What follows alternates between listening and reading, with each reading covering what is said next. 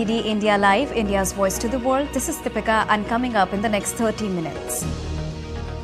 US President Joe Biden arrives in Peru for APEC summit, set to hold talks with China's Xi to raise concerns over North Korean soldiers in Russia.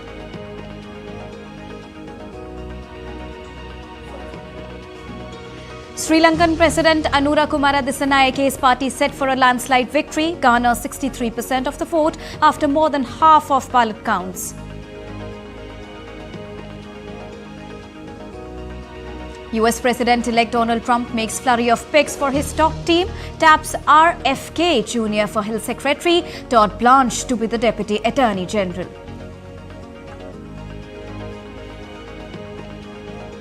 North Korea leader Kim orders mass production of suicide drones, such weapons widely used in the conflict in Ukraine as well as in the Middle East.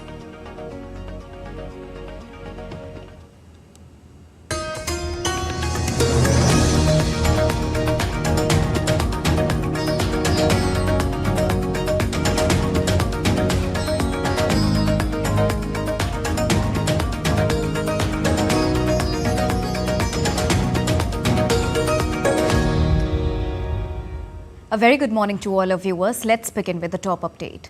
United States President Joe Biden touched down in Peru for a curtain call with global leaders on Thursday at the Asia-Pacific Leaders Summit, where he will meet Chinese counterpart Xi Jinping. Joe Biden will meet Chinese President Xi at the Asia-Pacific Economic Cooperation Summit, marking the third in-person meeting between the two leaders. Biden will also hold private meetings with the heads of Japan, South Korea and Brazil during the summits of APEC and G20 summit in Brazil. The two leaders previously met in Bali, Indonesia at the G20 summit back in the year 2022 and again in California in the year 2023 during APEC. White House National Security Advisor Jake Sullivan confirmed the meeting during a briefing on Wednesday, describing it as an effort to responsibly manage the US-China competition and avoid escalation.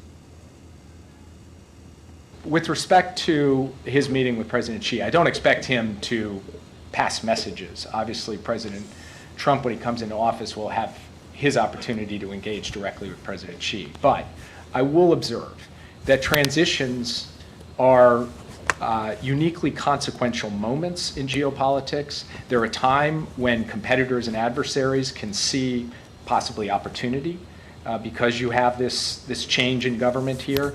And so part of what President Biden will communicate is that we need to maintain stability, clarity, predictability through this transition between the United States and China. And he will also really reinforce the point that in order for us to manage this competition responsibly going forward, we have to sustain over the long term the channels of communication at every level, particularly the military-to-military level. Chinese President Xi Jinping also arrived in Lima to participate in the Asia-Pacific Economic Cooperation Summit before heading to the Group of 20 summit in Rio de Janeiro next week.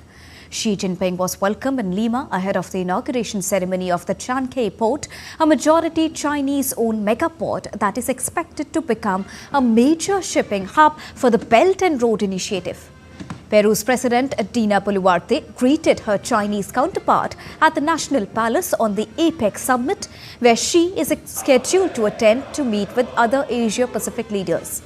From Lima, she is scheduled to travel to Brazil for an annual meeting of the G20 and attend a state visit with Brazilian President Luiz Inácio Lula da Silva on the 20th of November.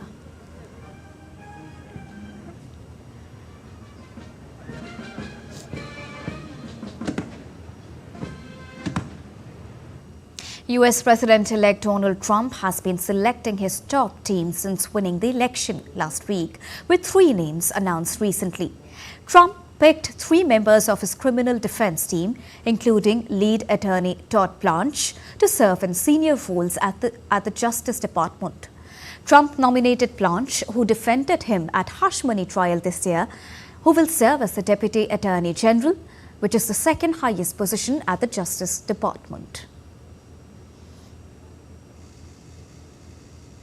Earlier, Donald Trump announced the name of Robert F. Kennedy Jr. to lead the United States' top health agency.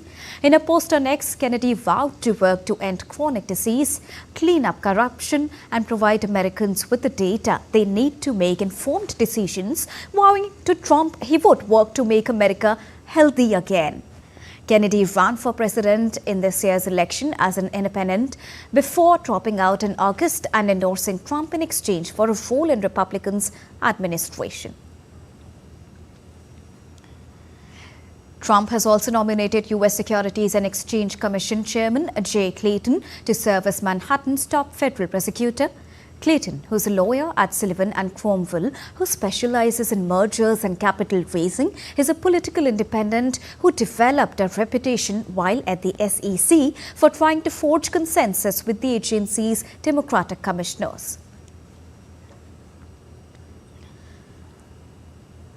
And Elon Musk, the tech billionaire closely allied with the U.S. President-elect Donald Trump, met Iran's ambassador to the United Nations ostensibly in a bid to diffuse tensions between Tehran and Washington and find a solution of situation in Middle East, especially Israel-Hamas and Hezbollah conflict.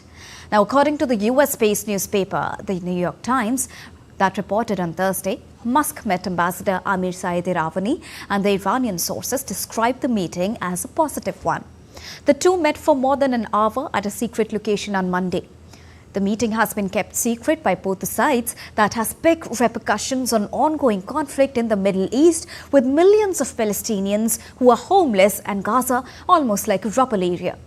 Same is the situation becoming in Lebanon, especially in Beirut. The meeting offers an early indication that Donald Trump is serious about diplomacy with Iran and not choosing the more hawkish approach favored by many conservatives in his Republican Party as well as Israel. Iranian President Masoud Pezeshkian, after assuming the responsibility, had indicated mending relations with USA and other Western nations. The meeting may also pave way for Musk's reach to Iranians people. Now, Sri Lanka's ruling National People's Power has taken massive lead as final results pour in. The leftist coalition has secured over 60% of the votes, while the opposition parties Samagi Jana Balabegaya and National Democratic Front have been reduced to 18% and 5% respectively. Analysts note that the ruling party has increased its vote share compared to the September presidential election, where it had secured 42% of the votes. The party is poised to take a majority in the 225-member parliament in the crucial test for the new government.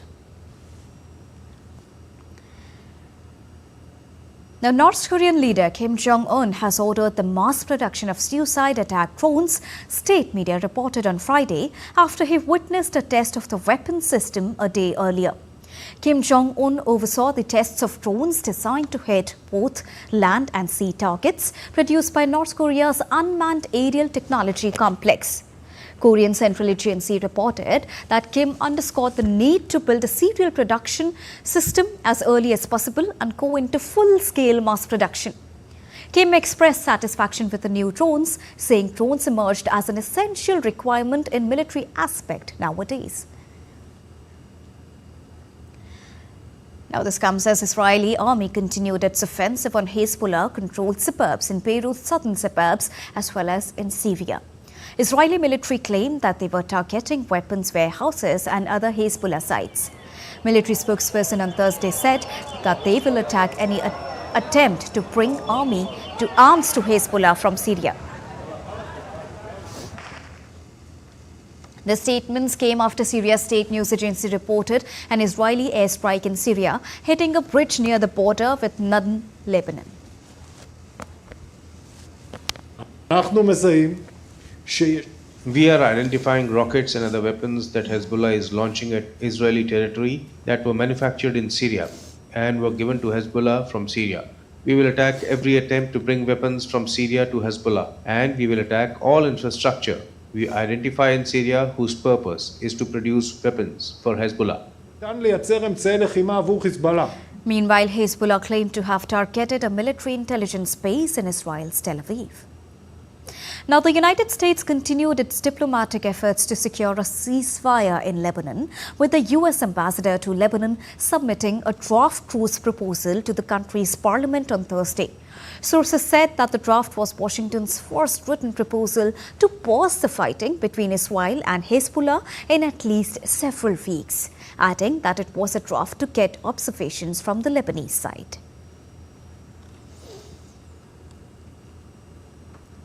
A Brazilian Supreme Court justice said the explosion outside the court in capital Brasilia was the consequence of frequent far-right attacks and hate speech targeting the country's institutions.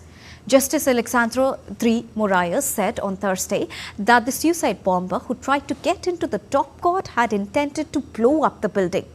Police identified the man who killed himself in a blast outside the Supreme Court as a former city council candidate from ex-President Jair Bolsonaro's right-wing party.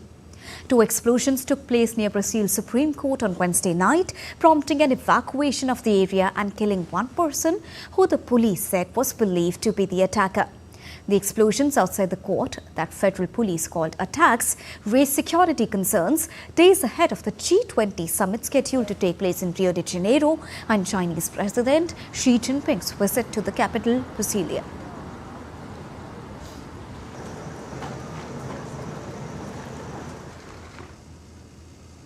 In Lithuania, over 5,000 people protested against the inclusion of the Neumunas, whose leader is currently on trial for anti-Semitic statements in the new ruling coalition. Staging the protest next to the parliament on Thursday, applauded as the speakers called on the Social Democrats to end the coalition with the Neumunas. The Social Democrats took control of 86 seats in the 141-member parliament after forming a coalition with the Dawn and for Lithuania parties. Members were sworn in on Thursday. Neumunas party founder and head resigned from the parliament in the month of April ahead of an impeachment vote after the Constitutional Court ruled he had broken his oath by stirring up hatred against Jews in social media posts last year.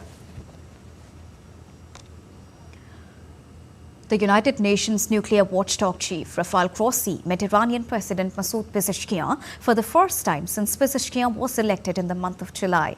The president told Grossi that his government was prepared to cooperate with the IAEA to clear up alleged ambiguities about Tehran's nuclear work. On his trip to Tehran, Grossi also held a joint press conference with Iran's nuclear chief. Trump's return to office as the U.S. president in January upends nuclear diplomacy with Iran that had stalled under the outgoing administration of Joe Biden after months of indirect talks. During Trump's previous tenure, Washington ditched a 2015 nuclear deal between Iran and 6 world powers that curbed Tehran's nuclear work in exchange for relief from international sanctions. Now, Typhoon Usagi swept across the northeastern regions of the Philippines' main island, Luzon, on Thursday. As per the government data, over 24,000 people in the province of Cagayan have been evacuated. Usagi is the 5th typhoon to strike the Southeast Asian archipelago this month. Another tropical storm, Man-yi, is approaching and forecast to hit the central Philippines on Saturday. Philippine Coast Guard conducted rescue operations in the typhoon-affected regions. We are heading for a short break, but still to come on DD India Live. Ahead of Prime Minister Narendra Modi's visit to Nigeria, we get you an exclusive conversation with the Indian High Commissioner to Nigeria. And a glimpse of how people are preparing for Boita Bandhan on the occasion of Kartik Purnima across the country.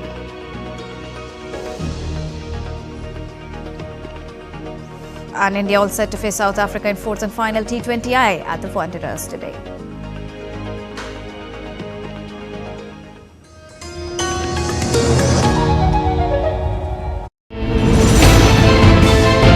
Geopolitics and trade deals. Economic challenges amid development. Hard work and the path to prosperity. It's the economy always. Between walkers, money is what money does and says. Supply creates its own demand. Between the bulls pulls and bears tears. when supply chains globalization and India rises to the podium. We'll get you centered with the economic brief at 8 p.m. every Thursday on DD India.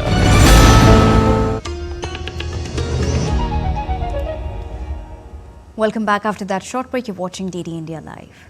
Now, India's External Affairs Minister Dr. S. Jaishankar paid an official visit to United Arab Emirates on Thursday, where he met his UAE counterpart Abdullah bin Zayed Al Nahyan in Abu Dhabi. This was his 10th visit to the UAE since 2019. Sharing a picture of the meeting on X, Dr. S. Jaishankar in a social media post said that they discussed opportunities for advancing wide-ranging cooperation. The leaders also discussed the regional and global issues of mutual interest. Earlier, Dr. S. Jaishankar also received blessings at the BAPS Hindu temple in Abu Dhabi. The minister conveyed his appreciation that the temple has truly become the oasis in the desert, representing tolerance, culture and coexistence. External Affairs Minister Dr. S. Jaishankar visited Bharat Mart site in Jebel Ali, Dubai earlier in the day. The minister was accompanied with Sultan Ahmed bin Sulaim, Group Chairman and the CEO of TP World. In a post on X, he said that once the project is operationalized, this innovative logistics initiative will enhance India-UAE trade, deepen supply chains and bolster access for MSMEs to the global markets. India has appreciated the steps taken by United Nations Relief and Works Agency for Palestinian refugees in the Near East to ensure transparency and adhering to the UN standards. Delivering India's statement at the 4th Committee of the UN General Assembly, Councillor Elders Matthew said India stands ready to do more for Palestinian people. He further added that UNRWA has been instrumental in delivering aid.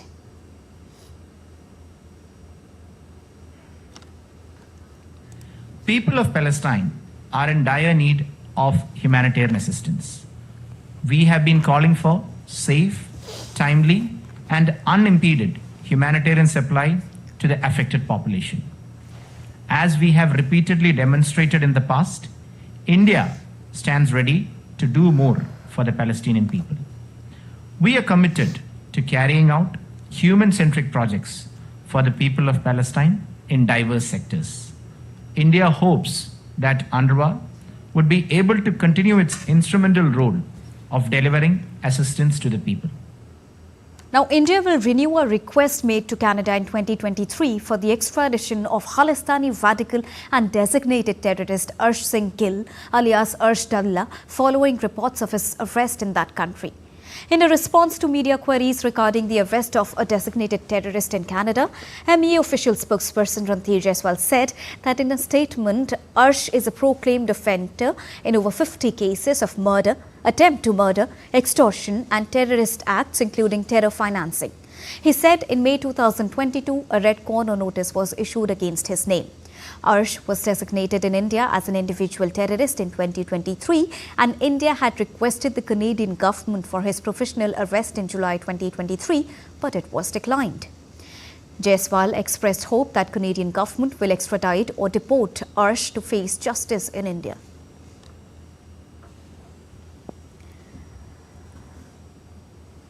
Now, before the G20 in Brazil, Prime Minister Narendra Modi would be visiting Nigeria, and this would be Prime Minister Modi's first visit to the West Africa nation.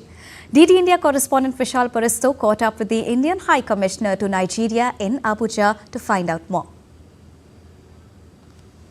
Prime Minister Narendra Modi is coming to Nigeria, and I have with me the Indian High Commissioner to Nigeria, Mr. G. Balasubramaniam. Let's talk to him and find out more about this visit. Prime Minister Narendra Modi is reaching here. So, what do you have to say about this visit? It's a very important visit. For our Prime Minister, this would be his first visit to West Africa, and he's starting it with Nigeria, which is the largest population in Africa. We have so many similarities. This is a very important visit which is taking place after 17 years. India has emerged the leader of the global south. This visit of Prime Minister Narendra Modi to Nigeria would be followed by the G20 summit in Brazil. How do you see to it? our Prime Minister had invited Nigeria as a guest country, given the very strong relationship that we have with them since 1958. And the relationship has been nurtured very well. When we had invited them for G20, it was the first time that Nigeria came onto that platform, and they are very happy and they are very thankful to India for giving them this platform. During our G20 presidency, when President Tinubu visited India, our Prime Minister had a bilateral meeting with him. So this meeting is a follow-up of that. What are the major takeaways from this visit, and how do you see India and Nigeria relations getting stronger with this visit? Nigeria is one of the major players in the global south. Between India and Nigeria, the relationship is quite strong in the sense that we have many similarities. Both of us are multilinguistic, multicultural, multi-religious societies, large populations in our respective areas. So there are too many things that are common between us. The growth trajectories Nigeria would like to follow India. This visit, we hope that it will further consolidate the ties between our two countries. It can harmonize, both our countries can harmonize our positions in the international fora. So there you heard the High Commissioner, both the Indian diaspora and also the people of Nigeria are so very excited about this upcoming visit of Prime Minister Narendra Modi. With cameraman Ravinder and Moor Mukut in Abuja, this is Vishal Baristo for DT India. Now, stricter anti-pollution measures have been imposed in Delhi NCR from today due to deteriorating air quality. The government says the current situation results from low wind speeds and colder temperatures. Considering which, existing measures under CRAP Stage 2 will continue to be imposed to prevent further deterioration. Meanwhile, all primary schools in the national capital shifted to online classes from today until further notice. Medical professionals have repeatedly warned that long-term exposure to very poor air quality can lead to respiratory issues, while severe AQI levels can affect even healthy individuals and pose serious risk for those with existing health conditions. And now let's take a look at other stories making news around the country. In a heartwarming gesture, Prime Minister Narendra Modi wrote a letter to a differently abled girl who presented a painting at one of his roadshows in Vadodara, Gujarat. The letter was a personal acknowledgement of the girl's talent and the inspiring message her artwork conveyed. The gesture highlights not only the Prime Minister's compassion and recognition of the potential within individuals, but also serves as a broader message about inclusivity and empowerment.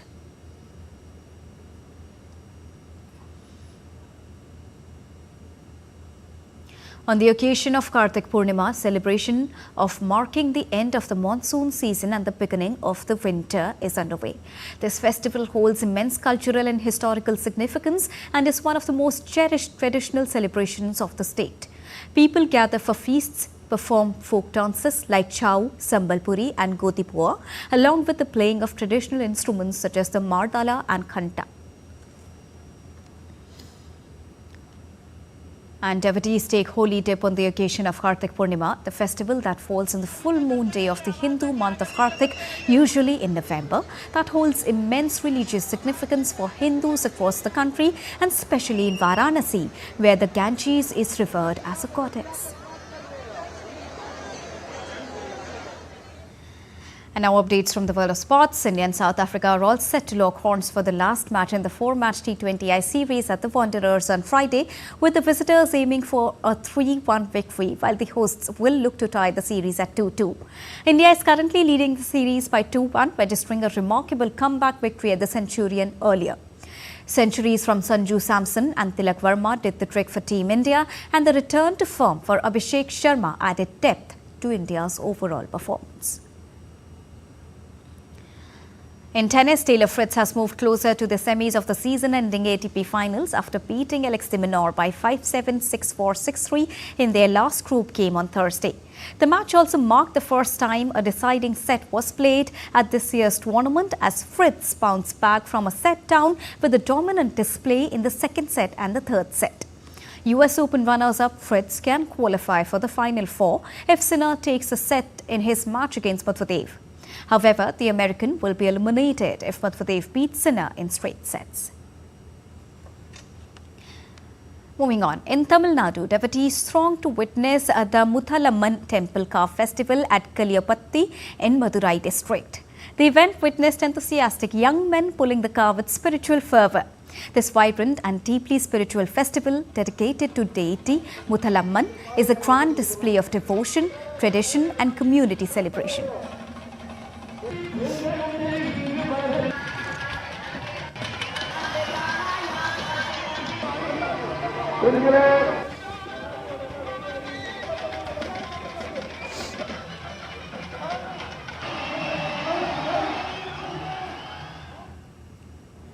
And that's all for this edition of DD India Live. But do let us know your thoughts on the news of the day. For those on the go, you can get all the latest news and updates from India and across the world on the DD India mobile app. The app is available on both Android and iOS platforms. Scan the QR code on the screen to download it right now. We'll be back with more news as it breaks here on DD India. I'm Deepika, and from all of us here in New Delhi, thank you so much for watching DD India Live. Namaskar.